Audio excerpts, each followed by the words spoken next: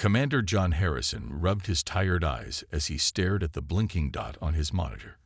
For 3 days, the strange signal had been moving toward Earth's solar system. It wasn't a comet or asteroid. It moved with purpose. "Sir, the object is slowing down near Neptune," said Officer Patel, her voice tense. John nodded.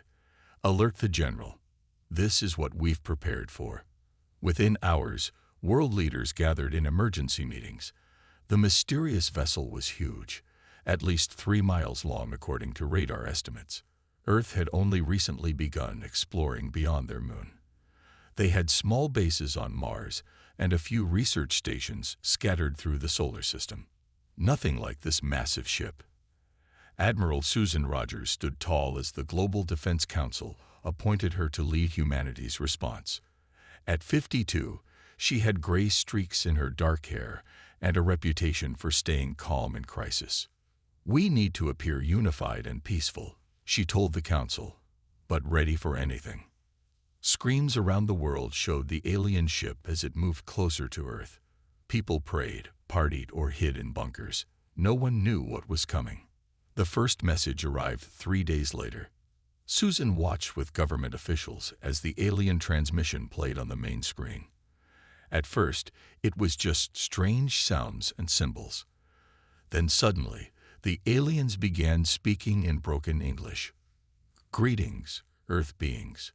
We are the Galactic hegemony. We bring integration to your world." The alien that appeared on screen had bluish skin, 4 eyes, and spoke through a translator device. He called himself Ambassador Zorlak of the Treveri species. "Our empire spans hundreds of star systems," Zorlak said. "We have watched your planet develop. Now it is time for your integration." President Clark smiled for the cameras. "We welcome peaceful contact with your civilization." But in a secure room below the White House, Intelligence Officer Kate Miller was discovering something alarming. Working through the night, she had found hidden parts of the alien message. "Admiral, look at this," Kate said, pointing to her computer. "I broke their encryption. These are their real plans." Susan leaned closer, her face growing serious as she read the screen. "Get me Defense Secretary Carter immediately," she ordered. William Carter arrived within 20 minutes. He was a large man with a military background and didn't waste time with pleasantries. "What have you found?" he asked. Kate explained. "Their word integration doesn't mean what they're telling us. In their language, it means absorption or consumption. They've done this to dozens of worlds. They arrive, pretend to be friendly, then take over completely." Susan pointed to the translated documents. "According to this, they classify us as a resource world and humans as manageable labor units." Carter's face darkened. "So it's conquest, not contact." "Yes, sir," Kate replied.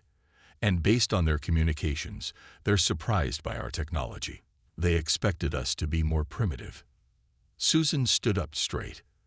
"That gives us an advantage. They don't know what we're capable of." "What's our move?" Carter asked. "We play along," Susan said firmly. "We smile, we welcome them, we agree to talks. Meanwhile, we activate Protocol Omega." Kate and Carter both looked surprised. Protocol Omega was the secret global defense initiative created for exactly this scenario: hostile alien contact. For decades, Earth nations had been building hidden weapons and training special forces, all while pretending to fight each other. "The aliens expect us to be divided and weak," Susan said. "They have no idea that humanity has been preparing for this moment for generations." As Ambassador Zorlak's shuttle prepared to dock with the International Space Station for the first face-to-face meeting, Admiral Rogers sent a coded message to military bases around the world. "The storm has arrived. Prepare the thunder." Humanity's greatest test had begun. The International Space Station had been transformed. New sections were added quickly to host the alien delegation. Flags from all Earth nations lined the walls, showing a united human front. Ambassador Zorlak stepped through the airlock, followed by 6 aliens of different species. Some had scales, others fur. One floated rather than walked.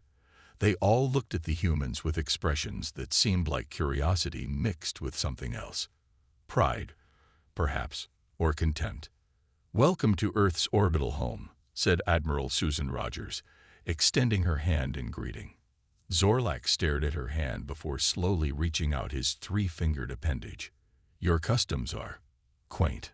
Lieutenant Ryan Jackson stood nearby, watching carefully. As the military's top linguist, he understood more than just words. He noticed how the aliens spoke to each other when they thought humans weren't paying attention. Their tone changed completely. At the welcome dinner, prepared with food safe for both species, Zorlak raised a glass of water. "To integration," he said. "Your world will soon enjoy the benefits of our 10,000-year civilization." President Clark smiled. "We look forward to learning from you." Ryan caught Kate Miller's eye across the room. She gave him a slight nod. While the dinner continued, Kate slipped away to a service corridor where Ryan joined her minutes later. "They're lying about everything," Ryan whispered. "Their translator is working perfectly, but they pretend not to understand basic questions about their government structure." Kate nodded. "I need access to their ship's computer. During the tour of their vessel tomorrow, I'll need a distraction." The next day, while most of the delegation toured the alien ship, Ryan engaged the reptilian security chief Dravex in conversation about Earth languages. Meanwhile, Kate placed a small device near what appeared to be a data port on the alien vessel. That night, in a secure room on the station, Kate and Ryan watched as information from the alien database flowed onto their screens. "There," Kate pointed. "Look at how they categorize planets." The screen showed Earth listed as Resource World 3752. Minimal resistance expected. Under Indigenous life was a file on humans marked expendable. Ryan's face paled. "There's a timeline here. 3 weeks until their main fleet arrives, then immediate processing of urban centers. We need to show this to Admiral Rogers right away," Kate said. They didn't notice the small camera in the corner of the room, or the fact that Dravex was watching them from his private quarters. The next morning, during diplomatic talks, a junior alien diplomat named Krill became excited during discussions about Earth's resources. "Your uranium deposits will be most useful when we begin processing your population next month," Krill said cheerfully. The room went silent. Ambassador Zorlak hissed something in their language, and Krill immediately looked down. "A translation error," Zorlak said smoothly. "He meant when we begin our cultural exchange program." Admiral Rogers kept her face neutral, but her eyes met Secretary Carter's across the table.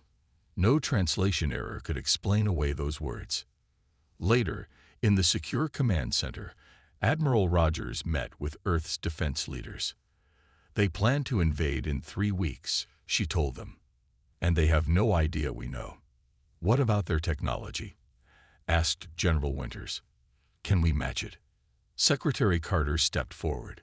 "It's time you all learned the truth. For 50 years, we've had access to alien technology from a scout ship that crashed in 2082. He pressed a button, revealing hidden screens showing underground bases and secret weapons.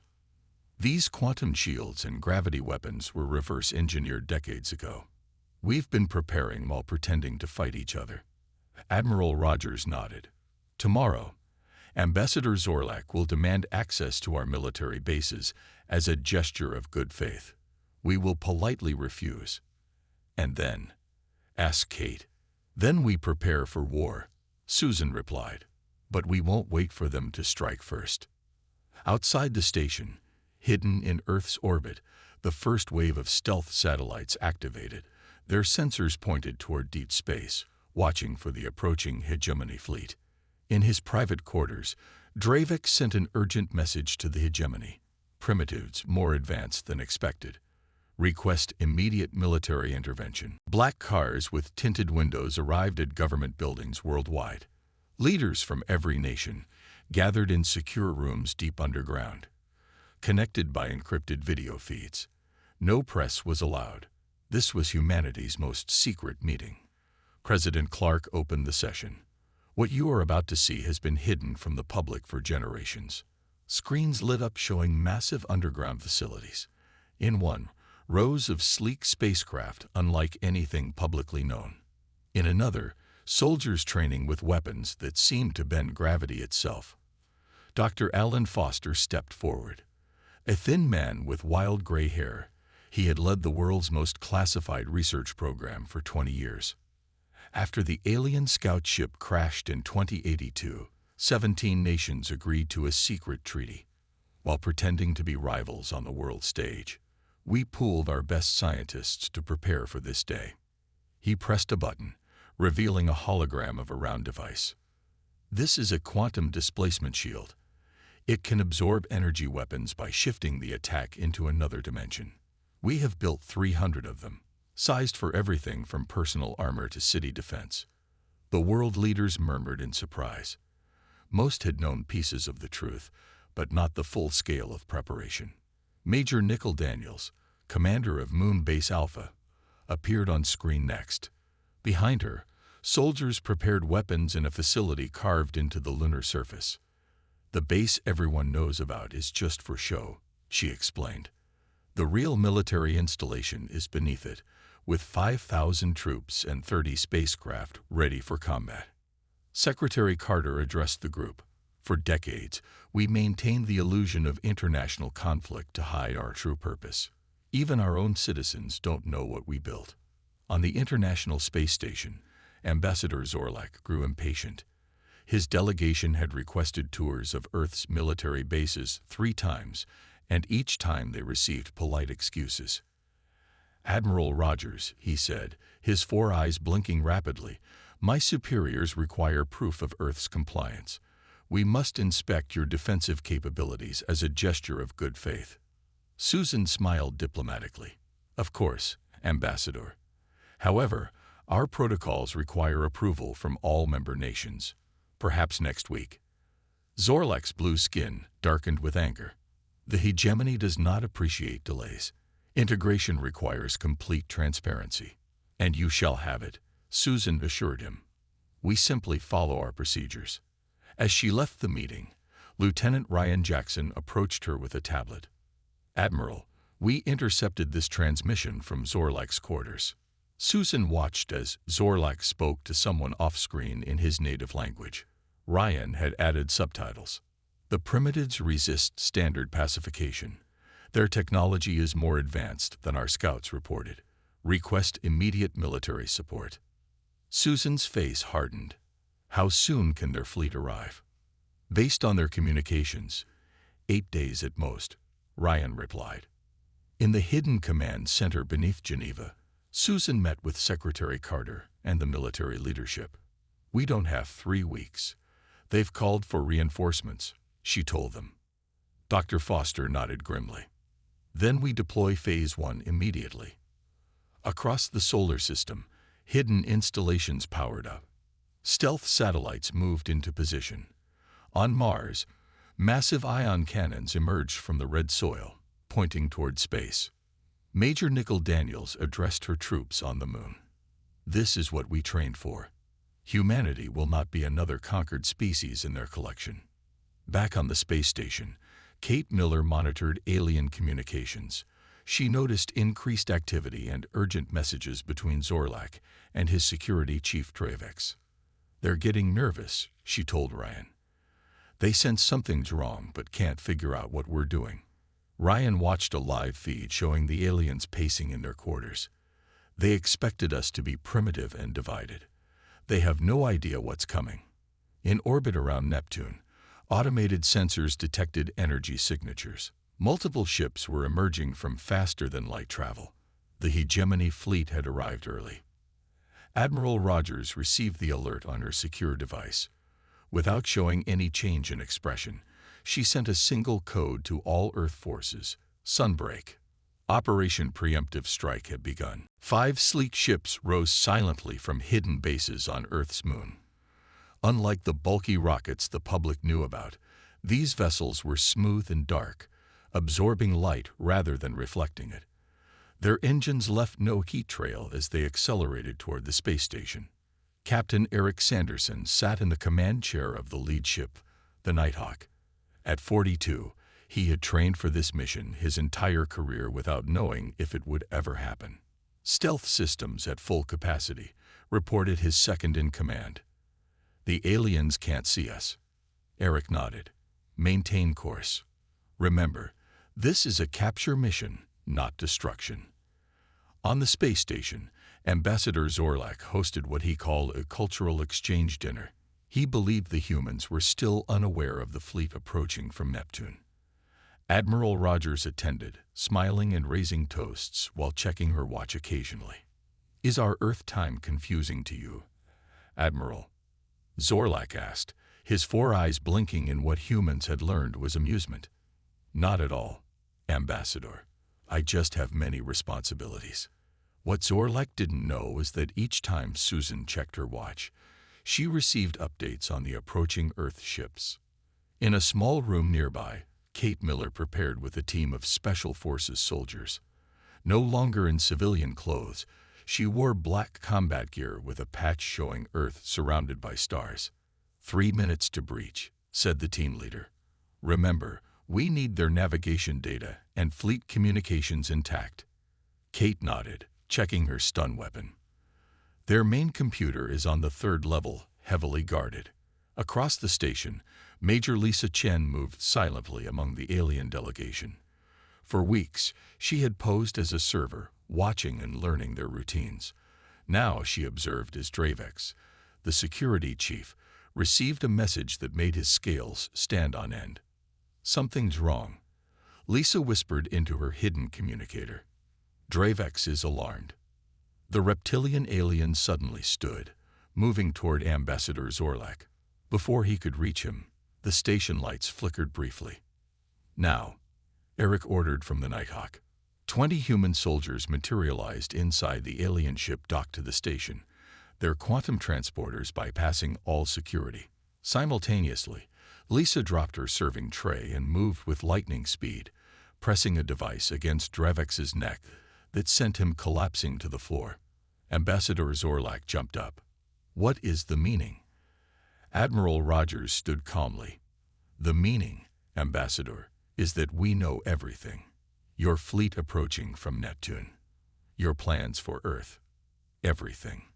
The other aliens reached for hidden weapons, but froze when Lisa pointed a strange gun toward them. "This disrupts your neural pathways," she explained. "Please don't move."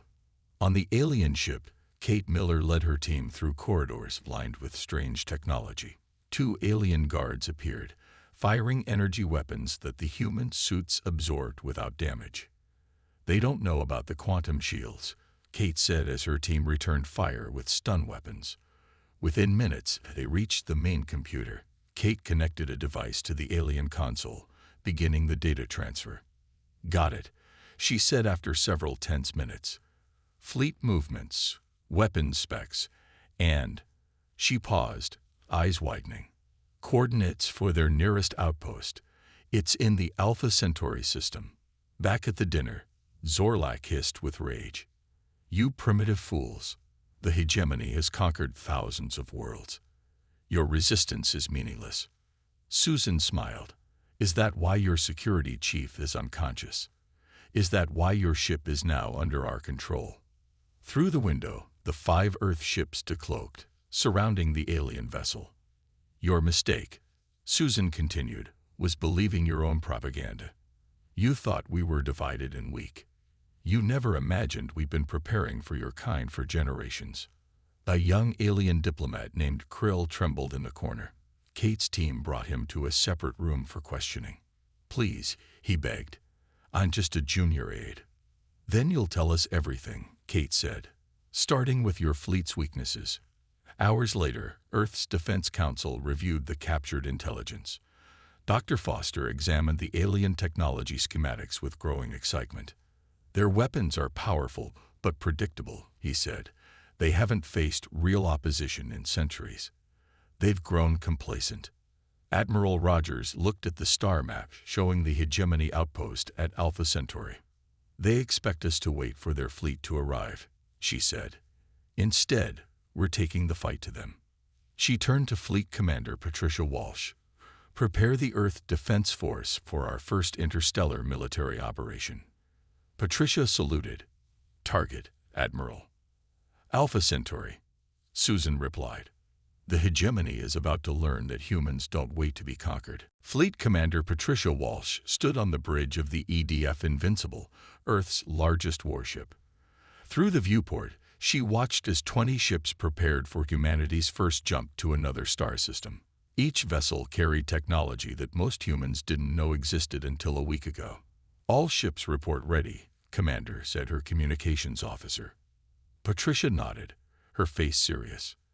At 55, she had spent 30 years in the military, always training for this moment. "Begin jump sequence," she ordered.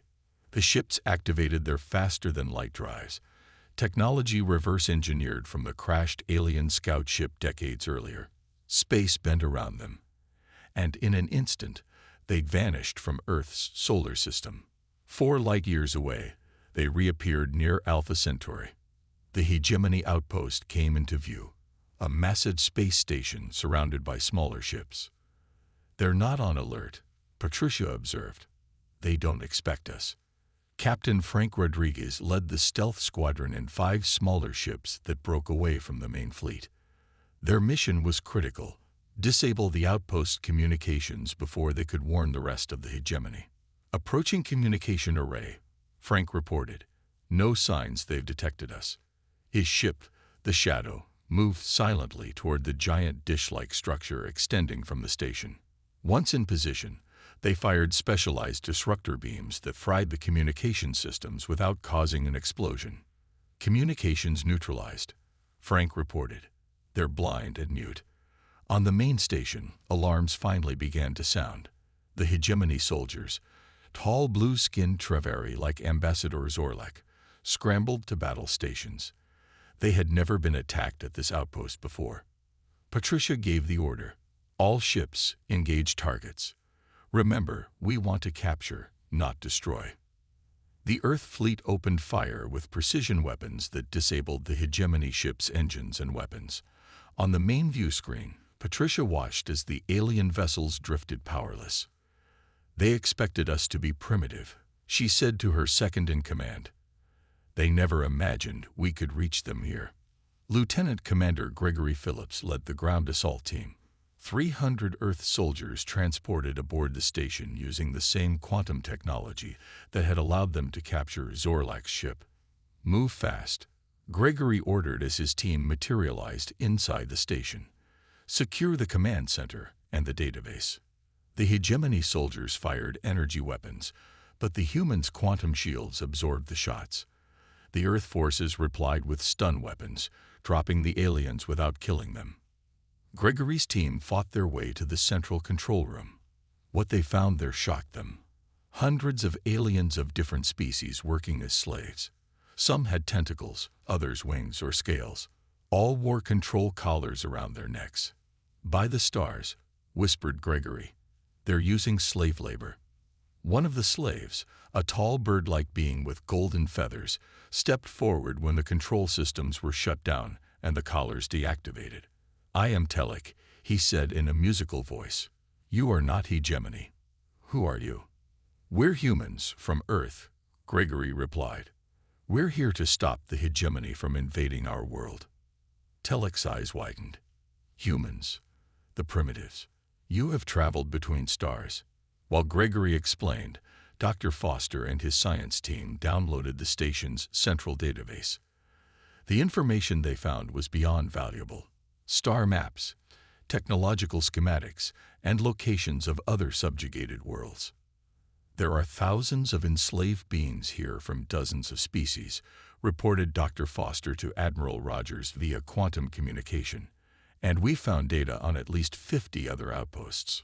Back on the station, Telek gathered with other freed slaves. "We will join your fight," he told Gregory. "Many worlds have waited for someone to challenge the hegemony. We never expected it would be humans." Suddenly, alarms blared. 3 large hegemony warships appeared at the edge of the system. "Reinforcements," Patricia announced. "They must have been nearby on patrol." Instead of panic, A smile crossed her face. Captain Rodriguez, deploy the asteroid mines. Frank's team had placed engines on several nearby asteroids. Now they activated them, sending the massive rocks hurtling toward the incoming hegemony ships. The aliens, never expecting such primitive but effective tactics, couldn't maneuver their large vessels in time. The asteroids smashed into their ships, crippling two and forcing the third to retreat. Patricia opened a channel to Earth. Admiral Rogers, Alpha Centauri is ours. News of the human victory at Alpha Centauri spread quickly. The hegemony tried to keep it secret, but underground resistance networks on dozens of conquered worlds shared the message. Someone had finally defeated the oppressors. Ambassador Laura Simmons, once a history professor specializing in revolutions, found herself leading Earth's diplomatic efforts. In a secure chamber on the captured Alpha Centauri station, she met with representatives from 12 formerly conquered species. "Humans did what we thought impossible," said Telek, his golden feathers shimmering under the lights. "You fought back and won."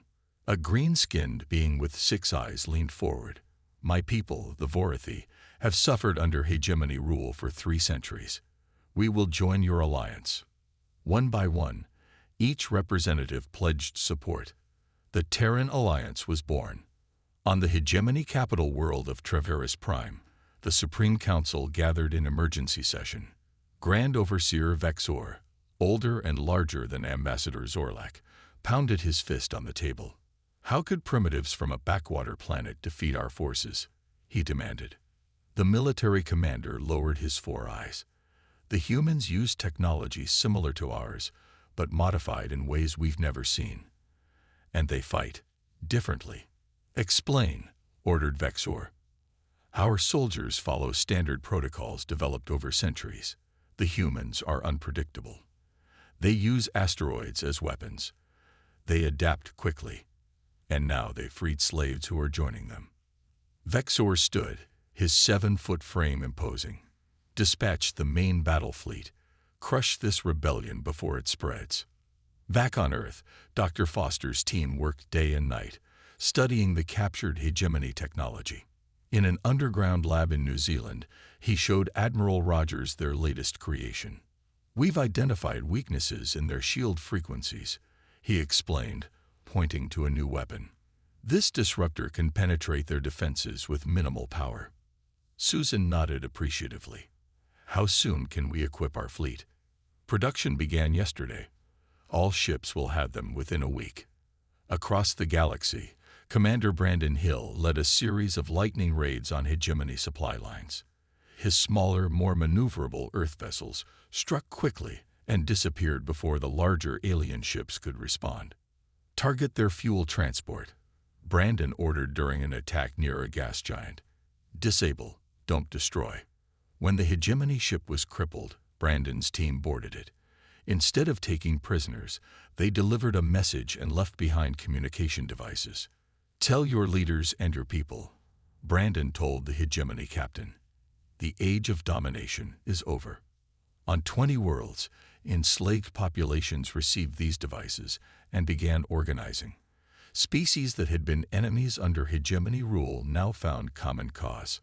On a jungle planet called Nexera, Kate Miller met with resistance leaders. No longer just an intelligence officer, she now directed the Alliance's covert operations. "The hegemony is moving their main fleet to Proxima Centauri," she told them. "They expect to find only human forces." A resistance leader with bark-like skin smiled. "They will find much more." Each liberated world contributed unique abilities to the Alliance. The winged Arathi provided reconnaissance.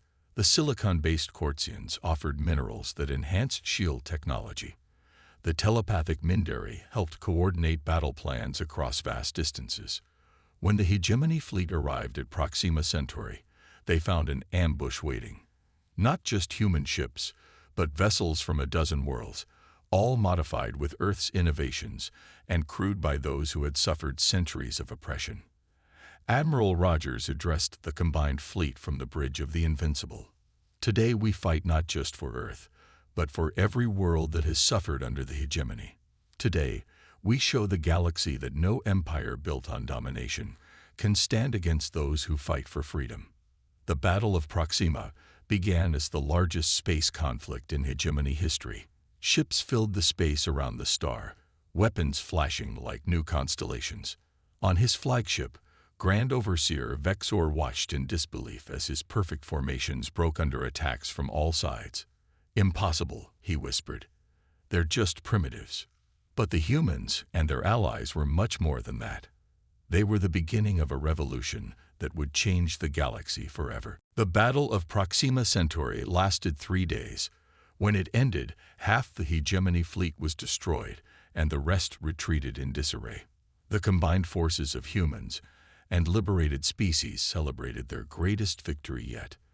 But Admiral Susan Rogers knew the war wasn't over. "We need to strike the head of the snake," she told the Alliance Leadership Council. "As long as the hegemony government stands, they will keep coming." Kate Miller displayed a hologram of Traveris Prime, the hegemony homeworld. "Our intelligence shows their defenses are strong but focused outward. They never expected enemies to reach their core systems. For the first time in its 10,000-year history, the galactic hegemony faced an invasion of its own territory. The Earth Defense Fleet, now joined by ships from 20 liberated worlds, jumped into the Traveris system. At the helm of the flagship Invincible, Admiral Rogers studied the blue-green planet ahead. "Begin approach," she ordered. "Remember the plan. Precision strikes only. We're not here for destruction." Unlike the hegemony's tactics of total domination, the human strategy focused on military and government targets. No civilian areas were to be attacked. Captain Frank Rodriguez led the stealth squadron ahead of the main fleet. "Approaching defense grid," he reported. "They don't see us yet." His ships deployed special devices developed by Dr. Foster, tiny machines that infiltrated the planetary defense systems and disabled them section by section. On the planet below, Grand Overseer Vexor received alarming reports. "Defensive grid failing in sectors 3 through 7, a panicked officer announced. "Communications disrupted in the capital." Vexor couldn't believe what was happening. "How can primitives do this? Where are our ships?" Outside his palace window, he saw explosions in the sky as the battle began. But something strange was happening. The explosions were only above military bases and government buildings. Civilian areas remained untouched. Kate Miller, now Director of Alliance Intelligence, coordinated the ground assault from orbit. Earth Special Forces transported to key locations, joined by warriors from the liberated species. At the same time, servant classes on Traveris Prime rose up against their masters, following plans Kate had set in motion weeks earlier. "The palace defense grid is down," reported Major Lisa Chen from the ground, moving toward the Supreme Council chambers. Inside the palace, guards ran in all directions as alarms blared. Vexor's advisors urged him to escape. "Impossible," he said. "No enemy has ever set foot on Traveris Prime in 10,000 years." But the impossible was happening. The palace doors burst open, and human soldiers entered alongside representatives of species the hegemony had oppressed for centuries. Surrounded and with no escape, Vexor did what the hegemony had always done. He tried to negotiate. "Perhaps we can discuss terms," he began. "The hegemony is willing to recognize your independence." Admiral Rogers stepped forward, her face stern. "You still don't understand. You believe everything can be settled with talks that you control, agreements you plan to break." She walked closer to the Grand Overseer, looking up at his much taller frame without fear. "Humanity has learned your truth," she said. "No talks, only domination. But unlike you, we don't dominate to oppress. We do it to liberate." Within hours, the hegemony government surrendered unconditionally. For the first time in millennia, the galaxy was free. 1 month later, Commander John Harrison stood on the observation deck of the new Commonwealth headquarters built on the former hegemony capital. Beside him stood Telic and representatives of 24 formerly subjugated species. "What happens now?" asked a young diplomat. "Will humans rule the galaxy instead?" John shook his head, watching stars appear in the evening sky. Humanity never wanted galactic domination. We just refused to be dominated ourselves. He pointed to a new memorial being constructed in the plaza below. It would bear an inscription in hundreds of languages from across the galaxy. To dominate is easy. To liberate requires humanity. The galaxy had learned that humans weren't just another species to be conquered. They were the spark that ignited freedom throughout the stars. The galactic hegemony had discovered humanity's truth, and that truth had changed everything.